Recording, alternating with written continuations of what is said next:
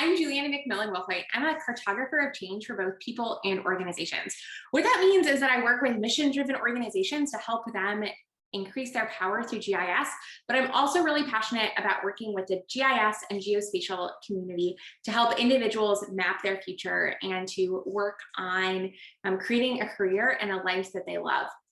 And so one of the things that I have done a lot of is getting active on LinkedIn. It's been really helpful for me in my professional life. And I think that it's a really underutilized resource by people when they are job hunting. Traditionally, it's been thought that if you get active on LinkedIn, it must mean that you are looking for a new job. And that's not the case. LinkedIn is a really great place to put yourself out there, to build a brand, which can lead to really great opportunities, even if you are not looking for a new job. So for example, I was just approached to give a guest lecture in India virtually because of COVID, but that was just because of connections that I had built on LinkedIn. I've been given really great opportunities to interview for jobs and other things just because of building up a active presence on LinkedIn. And so in this video, I'm actually going to walk through in real time, me doing some updates to my LinkedIn profile.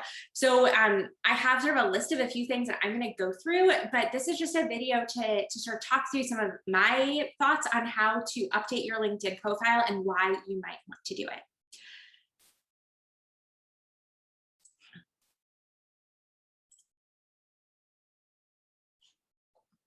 All right, so I'm over here on linkedin.com and I am currently on my profile.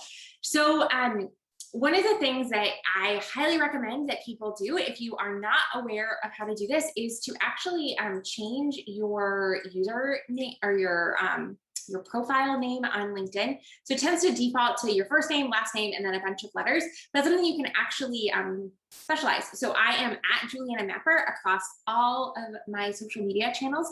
And so on LinkedIn, I also wanted it to be Juliana Mapper. That's something that I will put a link in the description box below that will provide a link on how you can get to that. So once you're on your page, right, a lot of times people will think about their LinkedIn profile as being something like a resume. And it is a resume, right? It's a place where people oftentimes go and look and see, who are you? What have you done? When did you graduate from college? But it's also a really great place for you to showcase who you are. So we oftentimes talk about the importance of building a personal value proposition, building a personal brand. And I think that your LinkedIn profile page is a place where that is really important. And so I'm not saying that my page is perfect. That's actually why I'm here right now, is to fix it. So the goal with the page, with your profile page though, is to be able to demonstrate the unique background that you have, the skills that you have that make you an exceptional person in the world. And so that is not just, it's being able to show you as a whole person. And we'll talk about a few ways that you can maybe show some of that whole person side of things, even if you, don't have necessarily line items on your resume to show those things off. So the most important thing, I think one of the really important things is your headline. And so this defaults to where you work, but I think it's also really important to think about, are there ways that you can spice that up? So does it make more sense that you say that you are a geospatial team leader, that you are a GIS analyst? I say that I'm a cartographer of change for both people and organizations, passionate about data for good, exceptional analyst, geospatial educator, mentor, and connector. You can figure out, do whatever you want to do, but the important thing is that you are creating a consistent story across the board. So if you're saying that you are a geospatial team leader, then you have to have evidence that you are a geospatial team leader. That doesn't mean that you actually have to be in a role as a geospatial team lead or as a manager. We just have to work on developing the evidence that you are what you say that you are. So on my profile, I currently have that I am open to work and that I am providing services. So I think that it's always great as someone who is, as a person who's working to just always be open to opportunities as they arise. So you may not have that same that same thought, but if you say that you are open to work on LinkedIn, that then means that people are going to come, that you'll show up in searches that recruiters do. So I said that you just click this open to, and then the only option left here is hiring, but that you can select what you are looking for. Other thing that we can see here is I have my profile picture that's here. I also have my header image. I think a lot of times people don't really think about their header images. This is actually one of the things that I want to change. I may not change it in this video, but I want to create something that shows more that I am a team builder and that I am an educator rather than just this, which is Map My Future. There's nothing necessarily wrong with it, but again, it's a really great opportunity to be able to communicate what you do. One thing that I do have is that I have a profile cover story, and a cover story is a new thing that they have. What that means is that I care a lot about employers. That's something that sort of becomes like a Harry Potter-ish image, and that's something that I really encourage you to do. If you look on someone's profile and they have that orange bar around their profile picture, that means that they have the cover photo or cover story. So that's something I would really encourage you to do. But really, I want to really think about what is a story that you want to tell and how are you showing up on LinkedIn. So you have your about section, and this is something that I think I have not always paid that much attention to, but it's definitely something that I go to and I look at on people's profiles. So your goal with your about section is to explain who you are, what sort of roles that you do, but you want to be concise and to the point and make sure that people understand and can see that. But this featured section is something that I don't think many people use, but essentially what this does is this pins posts that you have to the top of your profile. So this is a way that you can put content that you want people to see that's really important about who you are up at the top. And this is, right, these are the first posts about you that people see. So I'm actually going to edit these because I don't super love these being my featured posts. So I'm going to remove that one, and I'm going to remove this one about my Mappy hours. And those served a purpose at a time, but I don't want those anymore. So if you want to actually go find posts to pin, you can go to See Activity, and then you can go to Posts. Then I'm going to actually scroll down, and I am going to, I had a post last week. This was my post. If I click those 3 dots up at the top, I can go feature on top of profile. And now that one is going to be on the top. So if I go to see featured,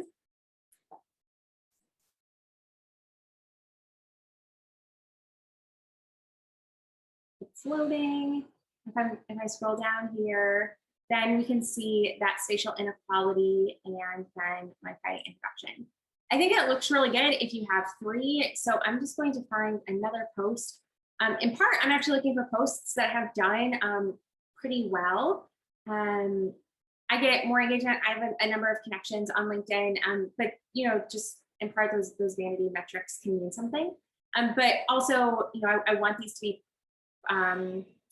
posts that sort of talk about things that I do. So I'm just going to pick this one. This is a Map Critique Monday, which is something that I do every Monday on LinkedIn, where we critique a map.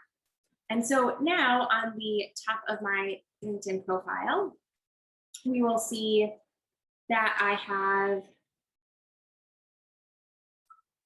these 3 posts. So I'm going to actually reorder them by clicking that little pencil. And I think that I can order them. Yes, if I click the little barry thing. So I want the picture of me and my Mappy husband to be first. And then we'll go with the spatial inequality. And so that is, I think, a super underutilized way to be able to show off the work that you do. So say, for example, that you are like volunteering with your church is something that's really important to you. Say that you've done mission work where you've served for a period of time overseas, but that's something that doesn't necessarily make sense in your profile or like on your resume. It's actually something that's like really impacted you. You can write a post about it that's a little bit longer, including a photo, because that gets people more engaged. That's something you can actually pin as a featured thing on the top of your profile. And I think it would really help you explain a little bit more what you do. I'm a huge fan of portfolios and using a portfolio as a way for you to tell your story. But I think that you can get some of the benefits of a portfolio with utilizing some of these things on LinkedIn. So if I keep going down, you'll notice that I have sort of a lot of words on some of these and no words on others. And that's something that I want to now fix. And so I'm going to spend a little bit of time writing words, and you don't necessarily have to watch me write those words. But one thing that I did also want to show and share was about how one thing that I think can be really helpful is to begin to provide visual evidence for the work that you do. So we pinned images, we pinned some posts up here. You can also provide external links for things. So I was a GIS adjunct instructor at North Park University. And so if someone were to click that, they would see this picture from North Park University that got pulled in, but then they can also click view and they can see more information. So I think that that is a great way for you if you have maps or some other things that you've developed. You can actually provide links to them directly on your profile. So this is then linking over to my portfolio. One thing though, that as I'm seeing this, that I'm going to do is I'm going to click edit. And then if I go down here to under the add media, this is where I can add that additional information. But I can, I'm going to actually type here, click the link.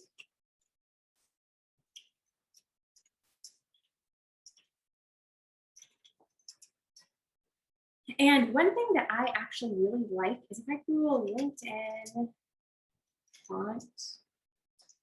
So you can actually,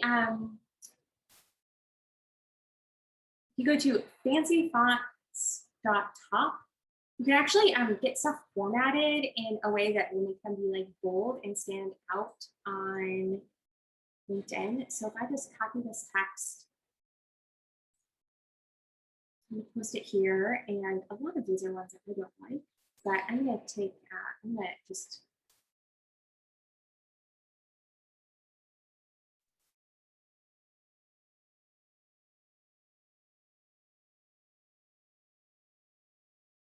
I think that I did this right.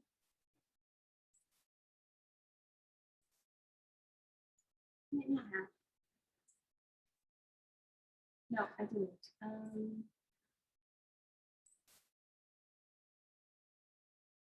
No, we're learning as we go.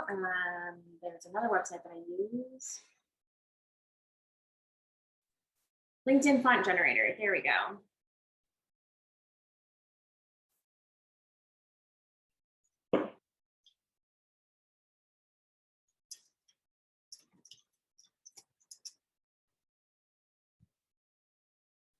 Click the link to learn more.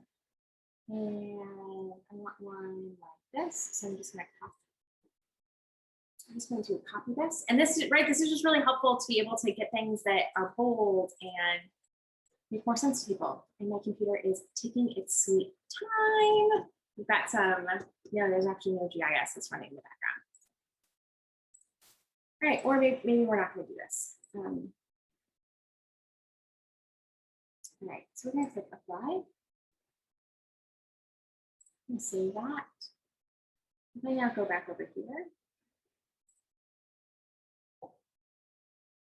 Yeah, okay, so that didn't come through. Maybe it only works in posts and not something like this.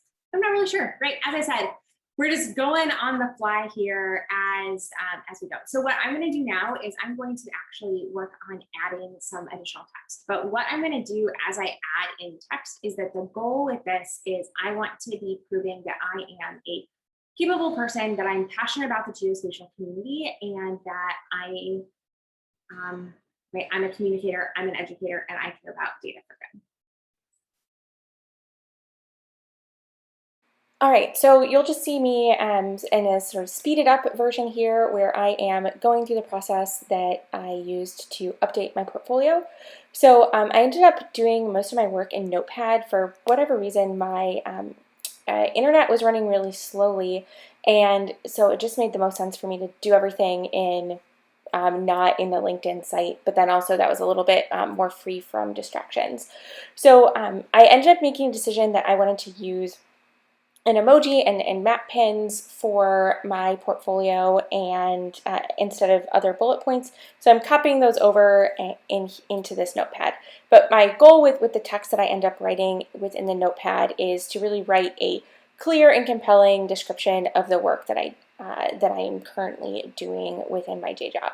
So I talk about how I am the owner of a demand model which forecasts out future growth, that I've developed out policies and procedures, and how I am making an impact on my team. So again, everything that I'm putting into this update relates very specifically to that personal value proposition.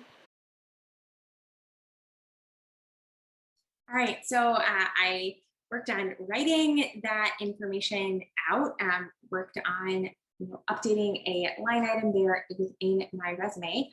But the other thing that I did, I typed it outside of LinkedIn, and then I'm going to actually put it in here. And you can see I have, I use Grammarly, which was not in my notepad, which just helps make sure that, I'm putting my best foot forward, and helps me find mistakes that I might make.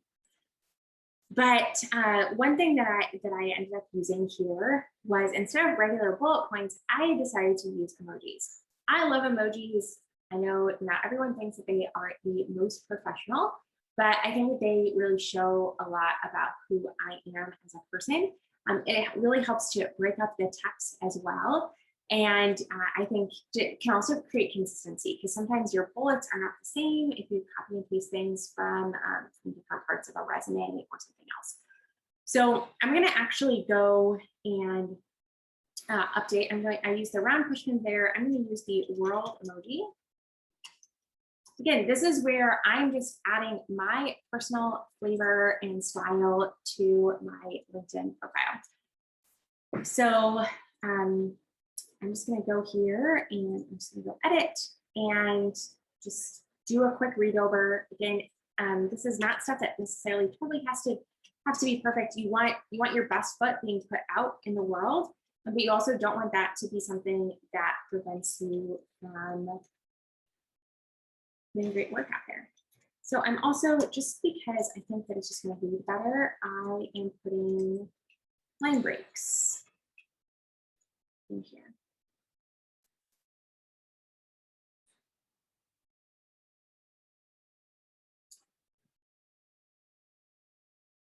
And so anyway, that's at a high level ways that I have gone about updating my LinkedIn profile. I'd really love to know if there are things from this that resonate with you, anything that you learned that was new. Would love it if you gave me a like and subscribe to keep getting more of this type of content.